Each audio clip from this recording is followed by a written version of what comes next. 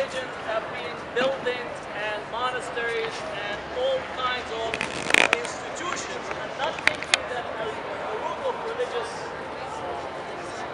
education and the root of religion is a concept of justice. Even though sometimes we get caught in the institutional framework, we tend to forget that every religious figure in the history that we read, from Abraham to Moses to Jesus to Muhammad, every prophet, every religious figure has come to speak truth to power. And it is that reason that often these figures have been opposed by their society and their community. It's always as a single individual standing in the face of the group. And we see the dynamics that throughout history. The challenge for us is to take these lessons and not to actually go with those who manifest the status quo, but rather those who speak truth to power to change the conditions.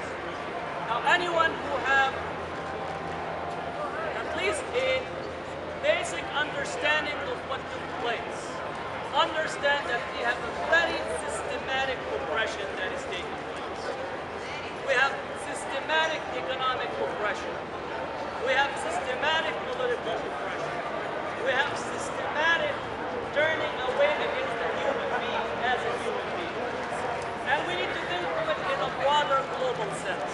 It's important today to say that Muslims in Egypt started the Friday prayer in Tahrir Square and marched to the U.S. Embassy to protest what took place in Oakland. Similarly, those in Yemen who are protesting against Ali Abdullah Saleh likewise raised the statements about Oakland. Now, similarly, some say that we don't want class warfare. But there's been class warfare all along. The rich have been having a class warfare against the slow. It is only when you begin to challenge the paradigm that begins to say to you, oh, we don't want class warfare. It's the same thing that they said to Jesus when he wanted to kick out the money changers from the temple. Meaning that class warfare has been set against the 99% by the 1%. All indications point to this. All indications point to this shifting, constant shifting of resources, and when they get stuck with the mess that they created, they ask the 99% to bail them out. Right? They ask the 99% to bail out those 1%, right, that have wreaked havoc in the economy, wreaked havoc in people's lives. And more so, they actually point out and they ask, or they said, there are fools who are buying houses without down payments. There were fools that were getting houses without any resources. There were fools that were getting 1 or 2 houses, and therefore they are the ones that created the bubble. But let us think about it a little bit more. Who is the fool? If a poor person is given a possibility of buying a house when a banker says, here, you could get a house without a down payment, do we blame the poor person as a fool, or the person who was selling him the house because he knows he's going to sell it to someone else? He's going to sell it to another person and another person. And not only that, but actually he's going to go and have an insurance policy against that gold, package it as an investment called derivative. I don't know what the derivative is. None of us know what the derivative is. You go to an African American, the Latino, or somebody in the middle class, say, you know what, buy this house because it's a derivative. They're going to sell it to the Chinese or the Arabs or someone else, and we're going to put it in Wall Street. Then when everything collapsed, they go after that poor guy. It is you who caused the problem. It is you who actually caused this bubble. It is you that needs to be kicked out of your house.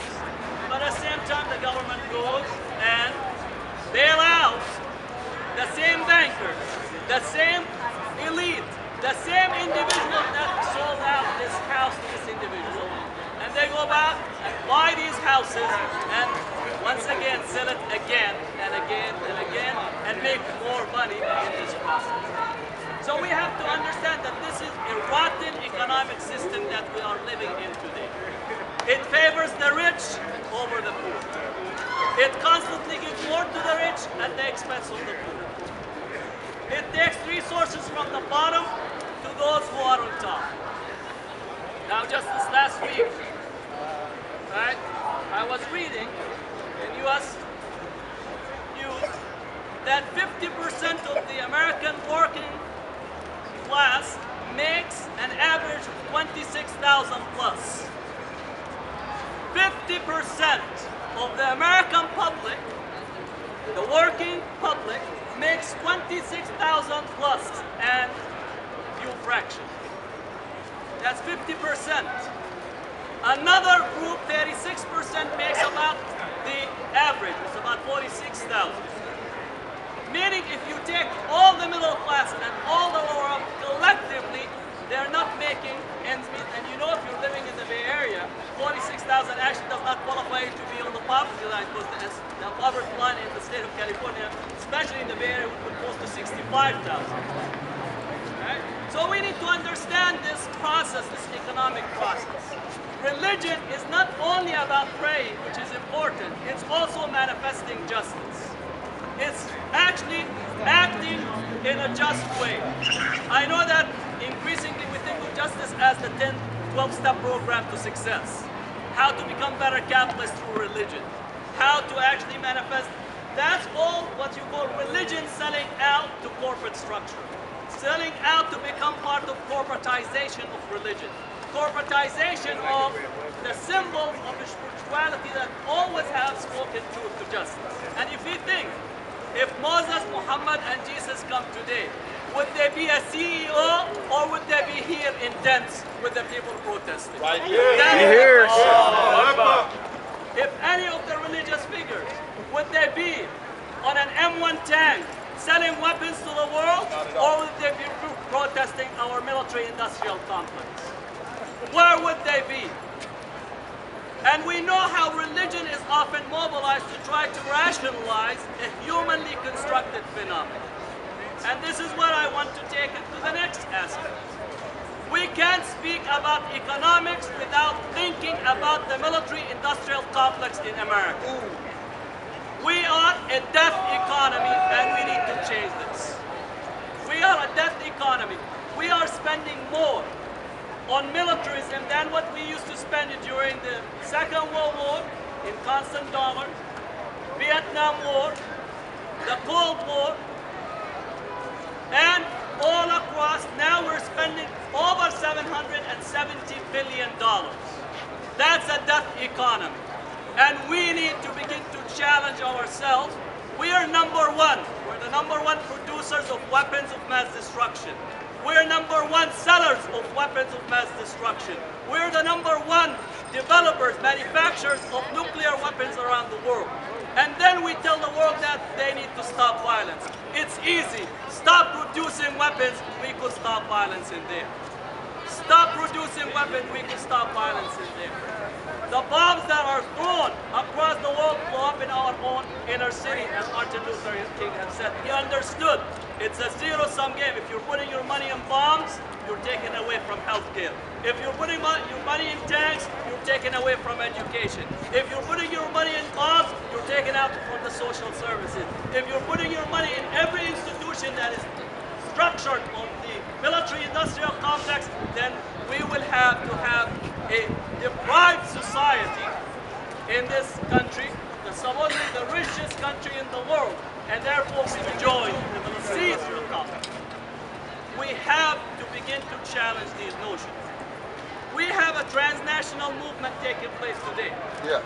We have a transnational movement taking place. It began earlier period, and we need to understand that we need to reshape the economy in our own country. At the root of it, people want to have good lives. They want to have good jobs. They want to have a healthy relationship in their community. And we don't, or we can't reach that level until we begin to challenge the basic pillars on economy. And to challenge the basic pillars of economy, we need to change the politics that we have. I no longer want to make a choice between a donkey and an elephant. Those two choices of a donkey and elephant are not the basis of how politics need to be shaped. Yeah. We need to have a politics that actually favor community, that begins to actually change the local dynamics. And we need to increase our participation politically. We need to take Prophet. one neighborhood at a time. We need to take one neighborhood at a time. Once we begin to master that process, then we need to actually make the changes that are needed. It's a difficult task. Nobody is saying it's not. It's a difficult task, but it is doable. And every generation or so, we have to actually go out in the streets in the millions in order to make the change in the world that the world we are desiring it to be. That's the challenge for our generation, and that is the challenge for us at this particular time. Now let me say what are some of the divisions that might be put in our place. First, as you see, I'm a Muslim, so there are going to be the Muslims, non-Muslim division that's going to be brought about. Alright? There's going to be immediately. That's okay, I'm a Christian and you're my brother. I love you. I'm saying that those are the divisions that is going to be laid out. We have to make sure that we have to have a solid line between all of us. My success is your success. My neighborhood is your neighborhood. My family is your family. If your family is hungry, then my family has to feed. That's the basis of community. Second, we have to begin to understand divisions upon political tools and strategization. We will have to come to the table with different tools and strategies. It doesn't mean that we are different or that we lead into a conflict. All of us have different talents. There are people that are going to come to it from the art and music. There are people who are the direct action people. There are people that are more equipped on talking on the phone until, the end of night. There are people that are more akin to going inside and figuring out the dynamics inside. There are people who can go and harvest all kinds of resources. Every person is valuable. Every person is valuable with their skills and their talents and their strategy. And if we differ, we'll have to discuss our difference, right? Because what is needed is for us to look at ends and work ourselves back in terms of what is needed to be an effective movement that will have a lasting effect. Make no mistake about it. Make no mistake about it. Some are going to try to play us one way or the other, and we need to be smart. We need to learn from the past, and I know in Oakland it's a rich area in political history and heritage. This is the place where labor movement has considerable success at work. The women movement had considerable success at work. You have to think about the Civil Rights Movement, the Black Panther Party, the Latino movement, the Native American movement. All is rich in here in Oakland. I know San Francisco gets a lot of the media, but if you really need some serious work, you need to look at Oakland and the history that is here. And therefore, we need to link with history and link with those strategies, because those strategies become very critical in how we conduct ourselves in the long run. So my advice to you, and you're my sister too, you are my sister because we have Bani Adam. You are my sister, I'm coming to dinner this evening. So that's called the Bani Adam. We have a brotherhood and a sisterhood based on all of us coming from the same family. And we have brotherhood and sisterhood because we follow particular beliefs. Those do not have to be contradictory. So I share with you in that, and that's a positive move.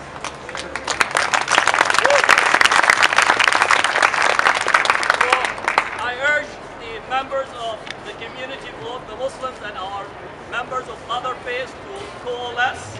This is the challenge for those who are spiritually inclined to come out to support these movements, and not to make our sermons in the mosque, church, synagogue, or temple a reflection of the status quo, and thinking that by brushing our elbows with power, we become more important and closer to God. The more that you flee from those who want to rub elbow, the closer you get to the divine, which means you have to speak truth to power from every place where you're speaking the word of spirituality and the word of God. أقول قولي هذا وأستغفر الله لي ولكم.